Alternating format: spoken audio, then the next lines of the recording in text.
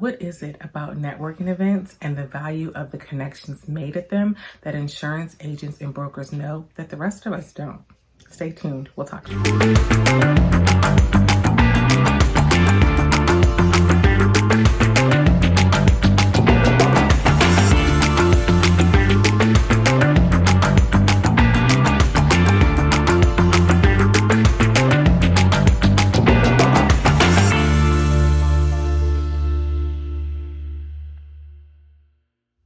Truth be told, I'm not an insurance agent or an insurance broker, but I've been to several events. I host a ton of events, as you all know, and I can tell you that insurance agents and brokers truly know the real value of networking.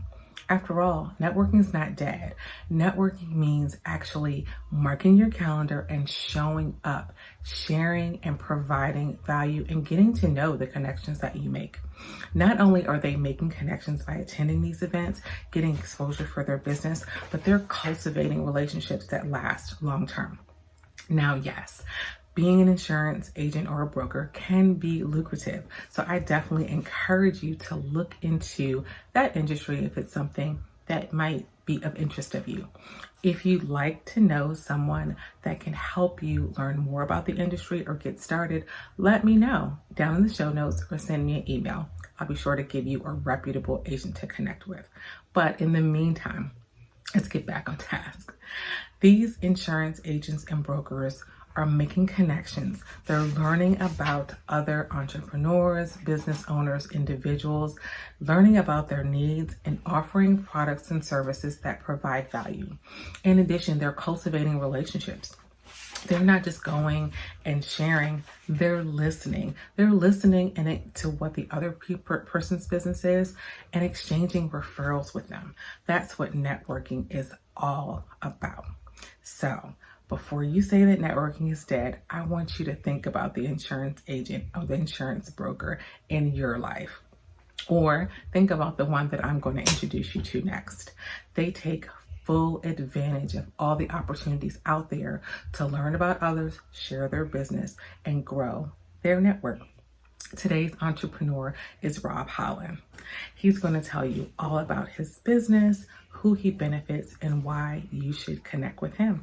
Stay tuned. Here's our Entrepreneur of the Week. We are talking to Rob Holland Jr., and he's going to talk to us about life insurance, being an entrepreneur, and how and why you should connect with him. So how are you doing today, Rob? I'm doing great. Thanks for having me. Oh, thank you for joining. I appreciate it. Can you tell us a little bit about yourself? Sure. My name is Rob Holland. I am born and bred in Baltimore, Maryland. Okay. I have my background is in education, specifically music education. I did teach for 14 years. And now I'm still kind of teaching, but more so in the area of financial awareness and in the area of life insurance, creating legacy and the living benefits that come along with with life insurance. Oh, so tell us a little bit more. How did you make the transition from being an educator into being a life insurance agent? Well, great question. I am still in the school system, and specifically in the high schools. And the reason why is because I am trying to create a wave of financial awareness, specifically with youngsters, because I want to get them thinking financial awareness and legacy in their teens, so that when they get their 20s and their 30s, they're making smart financial choices. I'm kind of reaching beyond the break, if that makes sense. That definitely does make sense. Yeah. So that actually leads me into my next question, because a lot of people don't think about insurance or life insurance until it's too late, until Right. We're dealing with a grandparent or, Right. God forbid, a parent or anything like that. We never really think about our mortality, right. Or even the mortality of our children. So when is a good time for the average person to talk to someone like yourself about insurance? That's a great question. I'll tell you why, because insurance really is based upon, number one, health and age. And a lot of times when we think life insurance, we hear life insurance, most people think about the death benefit, right? When you die, there's a certain face amount that goes to your beneficiaries. While that is true, there are also some living benefits that go along with it as well that a lot of us we just don't know about. And so, excuse me, with the living benefits, that's where I come from and try to understand what your financial goals are.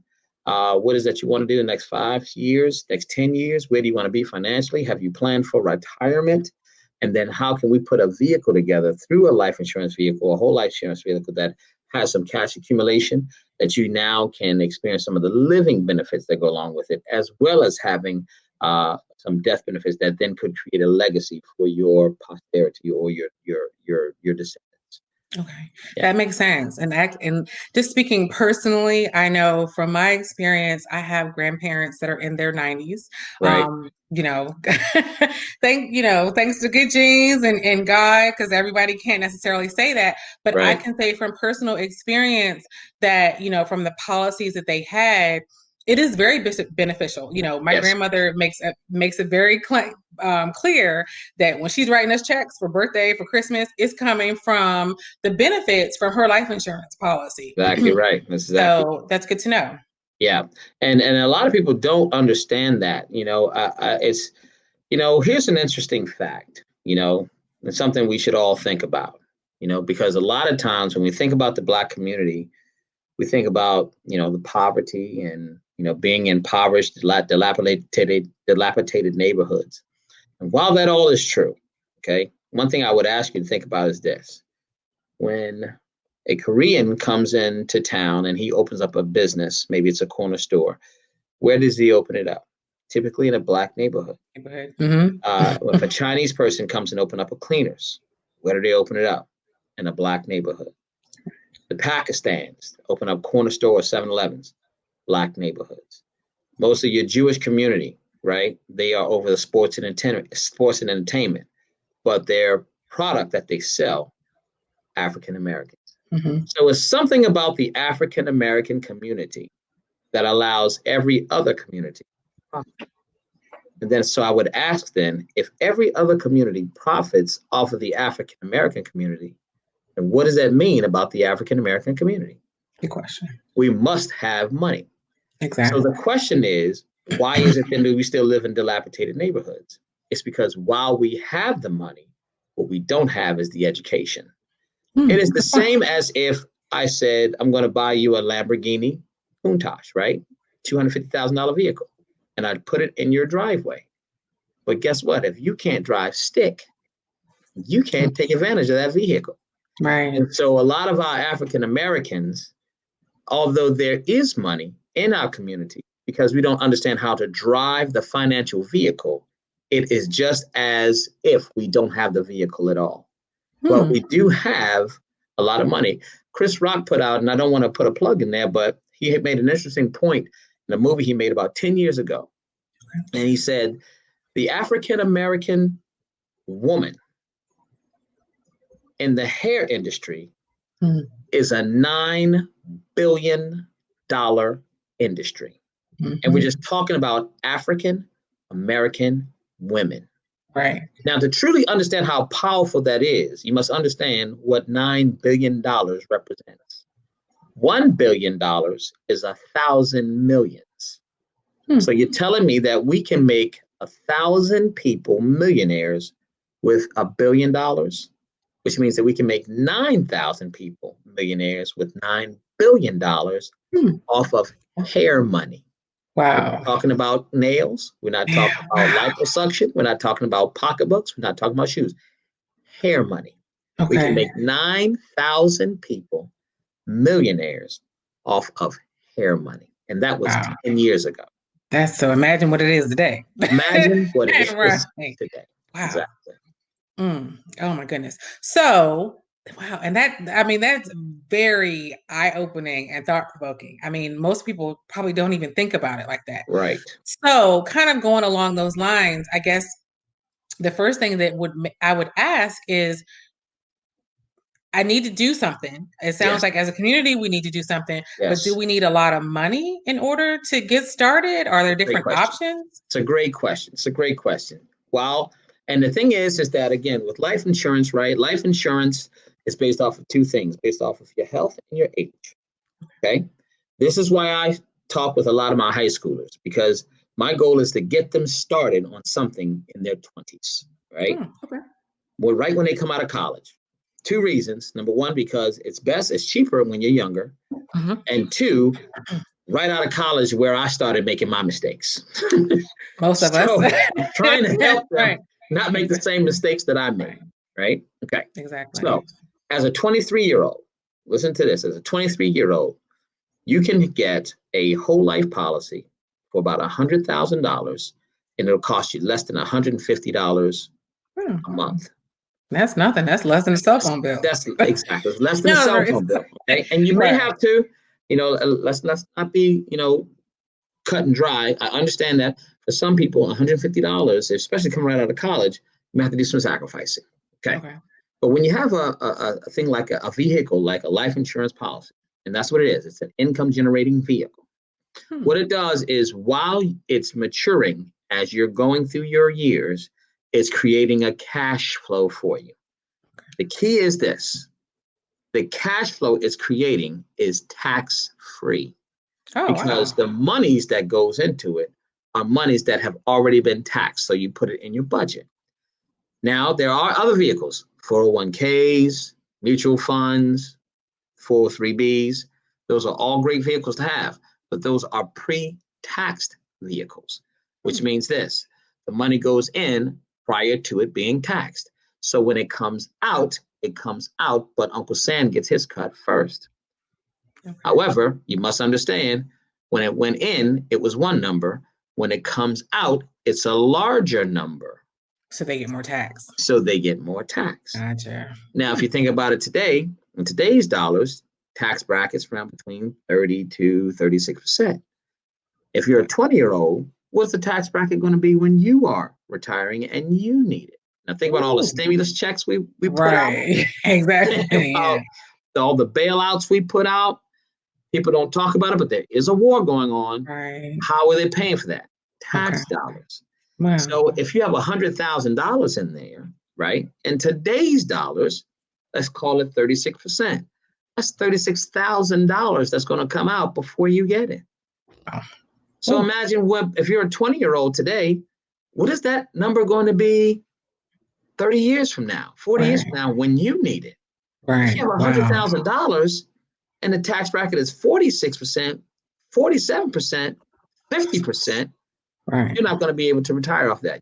So you need another vehicle that's going to help you recuperate some of those dollars that you're losing in taxes. And that's what a whole life policy does. It allows you to create that cash flow that will compensate for the dollars that you're losing in your other vehicles, because it's tax-free.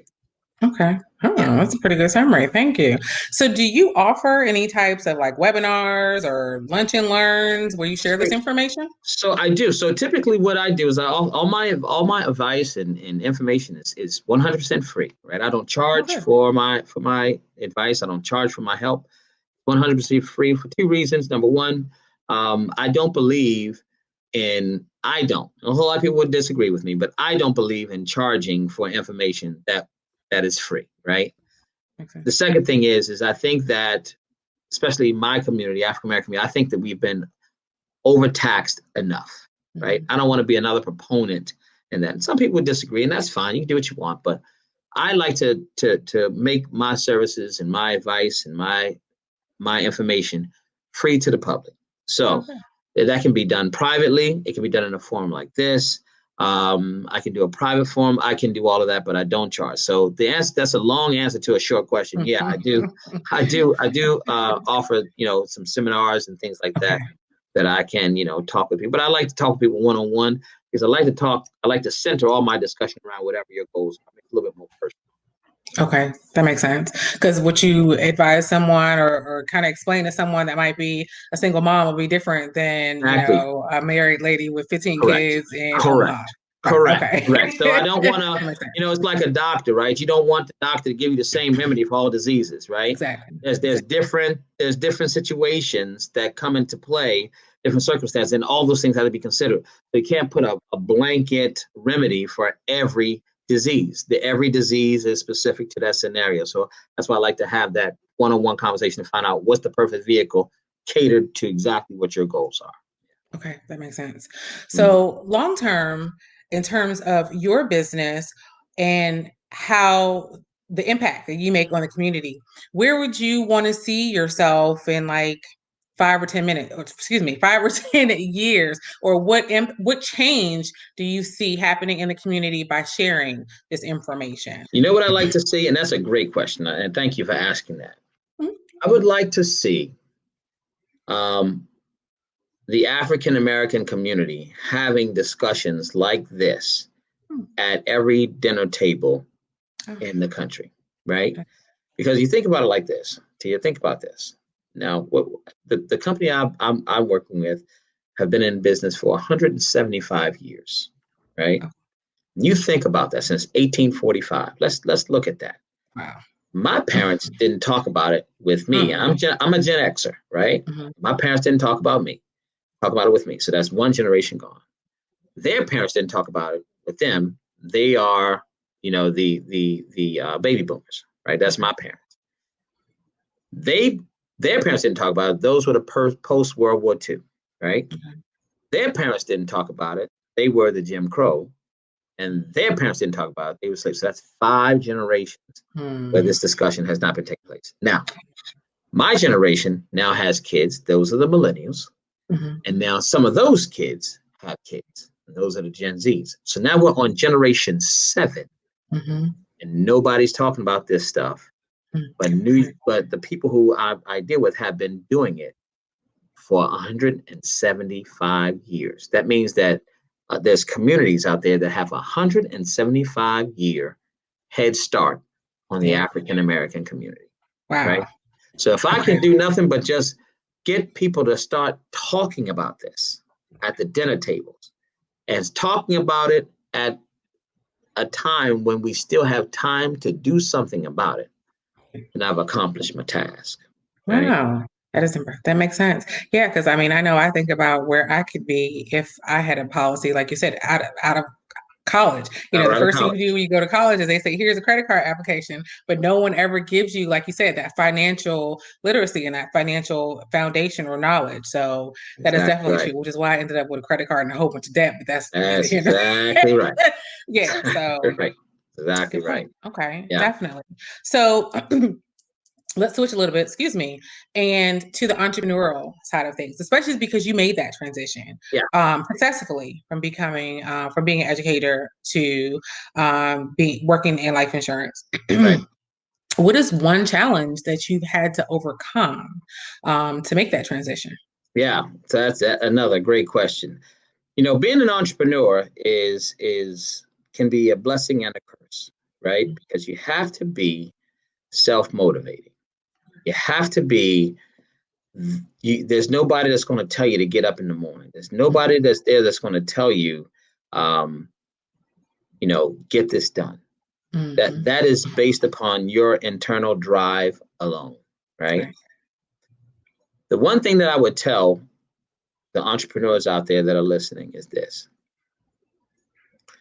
Think about your product or your service and how does it help the community, Okay. right? Think about the value that you have, that you offer to the community, and give that away. Okay. Okay. Give it away. So, what does that mean? That means that when you are offering your product or your service, don't think about what you're going to get from selling it. Think about what your client is going to receive from you offering it to them. Okay. And once you understand that, give it away to everybody and anybody that'll listen to you. I call it sell the value, right? And I was talking to my son. My son is a budding entrepreneur. Okay. I said, what you want to do is you want to find a need and fill the gap. Mhm. And I asked him, I said, suppose I had a vault with just gold bricks, just gold bars. I asked him, I said, how many do you think you could give away? Just give them away. Each one is worth $250,000. How many do you think you can give away? I said, well, I guess I can give them all away. I said, okay, great. I said, now let's switch that. Instead of them being gold bricks, let's say that they are bricks, but they're made from the soil of ancient Egypt. And now each one is worth $2.5 million because it's made from ancient soil.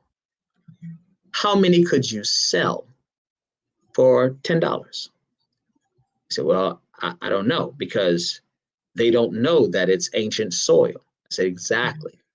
So what you have to do is you have to sell the value and not the product. You have to sell the value. So when I'm talking to my clients, I'm not talking to them about how much it costs. I'm not talking to them about what they have to do.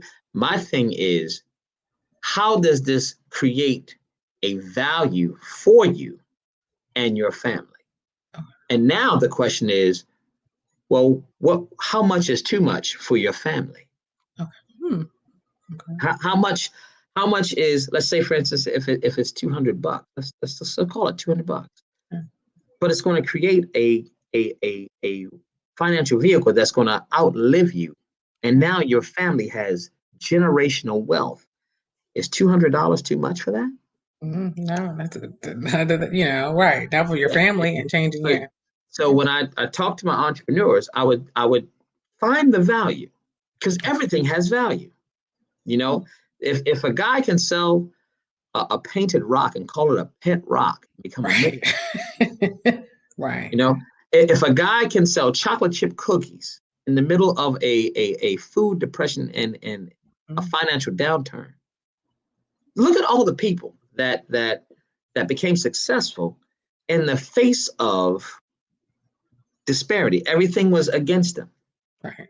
Find the value. I think about, the guy who invented Wendy's, right? Who came up with Wendy's. My God, Burger King, McDonald's had cornered the market. Right. How was he different? He made his burgers square and said, we don't cut corners. Yeah. Hey. Hey. There you go. $1 million. Right. So that's the job of the entrepreneur. Okay. Find the value and sell the value and not the product. I love it. Actually, I wrote that down too. Yeah. Because that is, it sounds really simple and straightforward. Yes. But most people don't think, they're so busy thinking like, what can I sell and where can I go? And, how do I start? Instead of actually, like you said, finding the value. And I think that is the key. Value. So that's definitely. That's the key. Sell the value and not the product.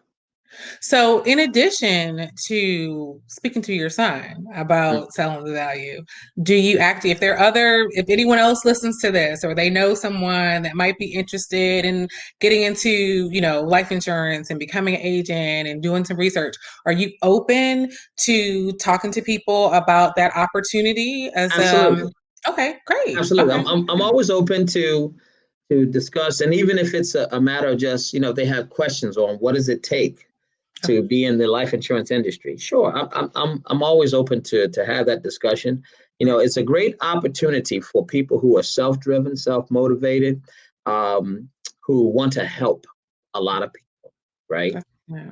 Help a lot of people and bring some awareness to a lot of people. Now, the life insurance industry, I'll be honest with you, you can make a lot of money. You can make a lot of money, which is also a plus, right? But the one thing that I like personally about the life insurance business is this. While we do have a product or service, what I do is not about life insurance. Because quite frankly, you can buy life insurance from anybody, right? You really can. But I create the relationships. I'm in a trust business, yes. Right? So when I talk with a young couple who's just getting married, not just selling them a life insurance policy to sell them a life insurance, I want to grow with them, right? I want to see their kids go to college. I want to see them buy their first home, right? I want to help them through their transitions of life, to help them understand, okay, you're facing this. Here's the best way to handle that financially, so that 5 years down the road, 10 years down the road, you don't create a monster for yourself today that you'll have to figure out how to work your way out of it 10 years down the road. And so that way, that relationship there is in place, and they now trust me, right? They trust me with their financial matters, and to me that means everything. Definitely. And so with that being said, when I talk with somebody for the first time, it's not a one-time conversation. I'm going to be checking with you and see how you are feeling financially. What are you up against financially? And then let's have a discussion about that, and between the two of us, let's figure out the best way to face that financial decision so that it doesn't come back and bite you 10 years down the road. Great. Okay. Well, that is good to know. You've given us some valuable nuggets. Yeah. I definitely appreciate it. So we know, that we definitely want to build up generational wealth in our Generational wealth. communities. That's right. So definitely. So we know who can reach out to you, and it is not too early for them to reach out to you, as well as any potential. That's right. Never too early. Never too early. Actually, while we think about this, I'm like, I need to have my 15-year-old have a call with Rob.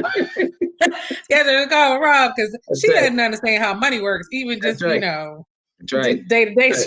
That's right. So, and I keep trying to explain to her. So I think, I might be scheduling a call between the two of you. Sounds great. But definitely, we want to encourage anyone who listen to this video to reach out to you just to learn more about financial education, financial wealth, making an impact in our lives today as well as in the future for our generations. But anyone that is interested in, life insurance and being a life insurance agency and building their business, becoming an entrepreneur, we definitely want to encourage them to reach out to you as well. Absolutely. What's the best way for us to reach you? Are you on social media? I am. I'm on Facebook. And you can find me if you just search Robert S. Holland Jr. Okay. You'll find me on Facebook. And I always put just financial tips and strategies on my business page. Oh, great. For, the business owner who may be suffering from COVID-19. I have some tips on there for them. The person who, maybe the mom, single mom who now has to juggle between, working at home and homeschooling their kids. There's tips on there on, best strategies as far as time management is concerned. There's tips on there for that.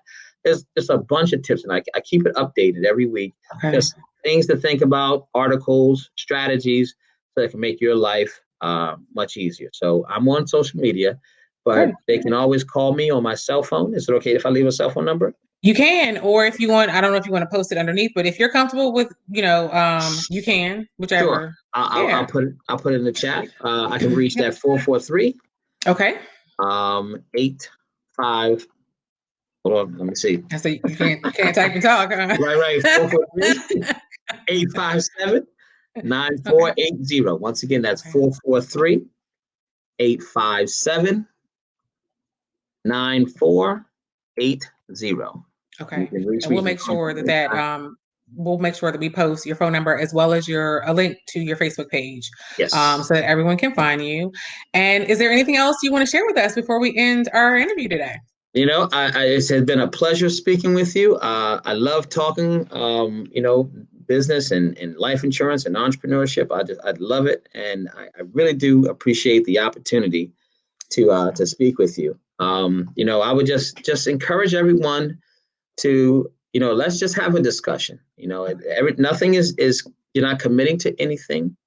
It's not going to cost you anything, but maybe a half hour, 45 minutes, just to see what your financial goals are and how can I be assistant in helping you reach them. It's just a conversation, but I would encourage you to have the conversation now while you have time to deal with it, because the conversation is going to be had. Okay. Let's just be honest. You're going to die. True. So the conversation is going to happen. Right? Somebody's going to have that conversation. Right. But let's have it now while we have time to deal with it. We have time to strategically put something in place so that when that day comes and you're no longer here with us, your family's going to already feel the pain emotionally. Let's not compound that pain with the financial stress that comes along with it. It's GoFundMe is a great vehicle, but we've done enough GoFundMes in our community. Yeah, and GoFundMes are not guaranteed. It's not guaranteed, and it shouldn't be a go-to for our community. But that means that we have to strategically plan for it. right? Which means that we have to have that conversation now rather than later. So I would just encourage everybody, let's give me a call. Let's talk about it. And then we'll decide what's the best way to go from there. Right. And even if I can't help you, at least we had the conversation. Exactly. And you drop some knowledge on them and they can, make the best decisions moving forward. Absolutely. Well, thank you so much for your time, Rob. Yeah. I appreciate you joining us here on the Spotlight, and we will all, I'm sure, be touching base with you soon. After hearing that, I know you not only know more about life insurance, but you know the reasons why you need to be insured if you're not already. Reach out to Rob with any questions. All of his information will be posted in the show notes down below. And as always, if you'd like to be featured in an upcoming episode or sponsor an upcoming episode, you can reach me by emailing info@theblackentrepreneursnetwork.com. Now, this episode was brought to you by Majestic Health. Get your body right, tight, and most importantly, healthy. Reach out to Sasha Rosa today. Her information and website is posted down below as well. Now, this show is brought to you in partnership with Relationship Entertainment Television. If you haven't already, be sure to subscribe and come back next week for a new episode and an amazing entrepreneur. Until then, be great. Peace.